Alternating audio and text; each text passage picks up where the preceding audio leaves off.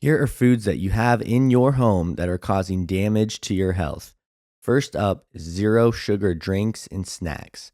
Artificial sweeteners are added to a lot of drinks and foods. While artificial sweeteners can lower risk for tooth decay and cavities compared to sugar, there are some serious health concerns. Research is leaning towards these products causing problems with blood sugar, weight gain, and gut health.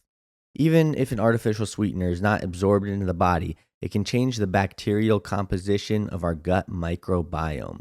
It can also negatively affect our sweet preferences, appetite, and the signaling between our gut and brain. These factors, especially the changes in the gut microbiome, can lead to serious health problems like diabetes, obesity, and increased risk for heart attack and stroke.